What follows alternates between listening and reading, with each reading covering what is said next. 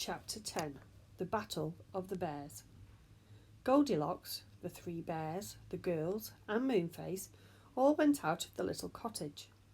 How strange it seemed to see roses blossoming over the walls when ice and snow lay all around. "The thing is, where do we go to find the polar bears?" said Goldilocks. "Over there, towards the sun," said the father bear. Beth and Franny were surprised to see both the moon and the sun shining in the sky. They followed the father bear, slipping and sliding and holding on to one another. It was very cold, and their noses and toes felt as if they were freezing. Suddenly, they saw the little snow house that Joe had built for the magic snowman. "Look," said the father bear, "we'd better make for that." But before they got there, a big white figure squeezed itself out of the snow house and saw them. It was the magic snowman. As soon as he saw the three bears and the others, he began to shout loudly in a windy, snowy voice. "Enemies! Enemies! Hey bears, come and send off the enemies!" "We're not enemies," yelled Moonface, and Goldilocks ran forward to show the snowman that she was a little girl. But Moonface pulled her back. He didn't trust that old snowman. The snowman bent his big fat body down and picked up great handfuls of snow. He threw one at Goldilocks. She ducked down and it passed over her and hit the baby bear. "Ouch!" he said, and sat down in a hurry. Then everything happened at once. A crowd of white polar bears hurried out of their underground home to help the snowman, and soon the air was full of flying snowballs. The snow was hard, and the balls hurt when they hit anyone. It wasn't a bit of good the girls shouting that they were friends, not enemies. Nobody heard them, and soon there was a fierce battle going on. "Oh dear," gasped Beth, trying her best to throw straight. "This is dreadful. We shall never rescue Joe by behaving like this." But there really didn't seem anything else to be done. After all, if people are fighting you, you can't do much but defend yourself. And the three bears and the girls and Moonface felt very angry at having hard snowballs thrown at them. Smack, thud, biff, squish. The snowballs burst as they hit, and soon there was a great noise of angry oomphs from the white bears, and ooches from the three bears, and yells from the children, and screeches from Moonface, who acted as if he was mad, hopping about and yelling and kicking up the snow as well as throwing it. His big round face was a fine target for snowballs, and he was hit more than anybody else. Poor Moonface. Now, whilst this fierce battle was going on, where do you suppose Joe was? As soon as he heard the cry of "Enemies, enemies," he had hidden in a corner, for he didn't want to be mixed up in any fight. When he saw the white bears going out and he was left all alone, he began at once to think of escaping. He crept to the hole that led above ground. The battle was some way off, so Joe did not see that the enemies were really his own friends. If he had, he would have gone to join them at once. "What a terrible noise they're all making," he thought. "It sounds like a battle between gorillas and bears to me. I'm not going near them. I'd be eaten up or something. I shall just run hard the opposite way and hope I'll meet someone to help me." So Joe, dressed in his big white woolly coat and looking just like a little white bear himself, crept off over the ice and snow, not seen by anyone. He ran as soon as he thought he was out of sight. He ran and he ran and he ran, but he met nobody. Not a soul was to be seen. Only a lonely seal lay on a shelf of ice, but even he dived below as soon as he saw Joe.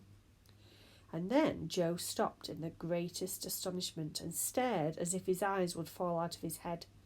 He had come to the cottage of the three bears, standing all alone in the middle of the ice and snow, and, of course, its roses were still blooming around it, scenting the air.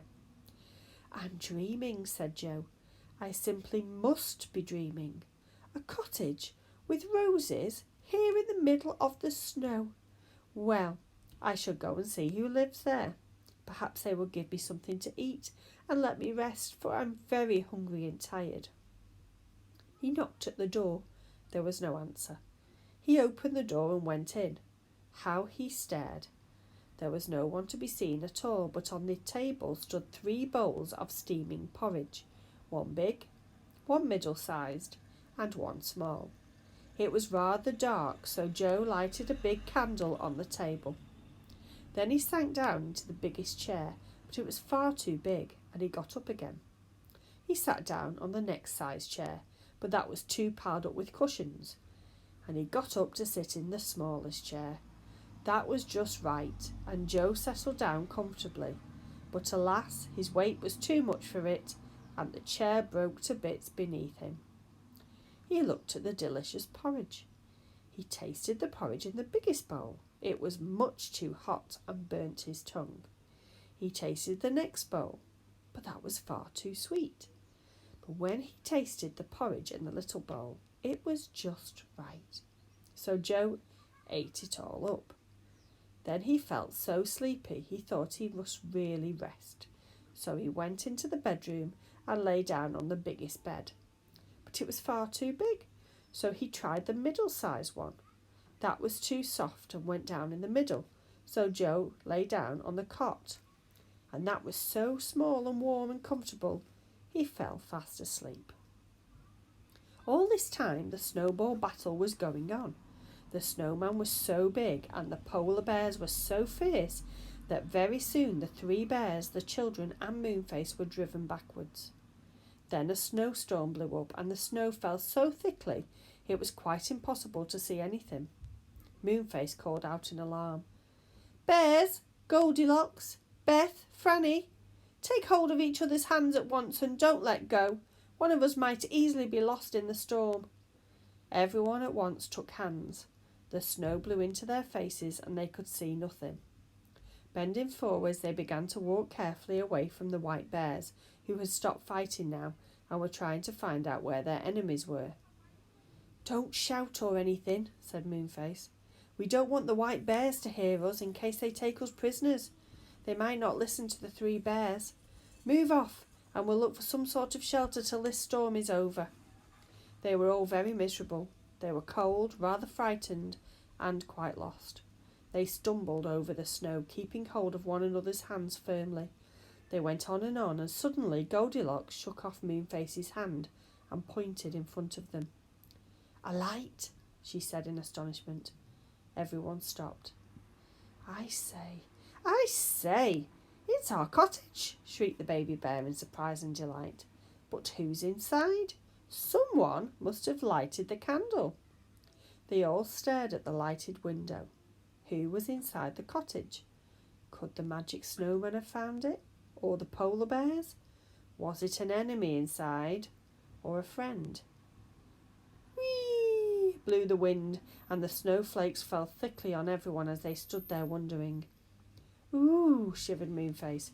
"We shall get dreadful cold standing out here in the snow. Let's go in and find out who's there." So the father bear opened the door, and one by one they trooped in, looking round at the empty room, half afraid.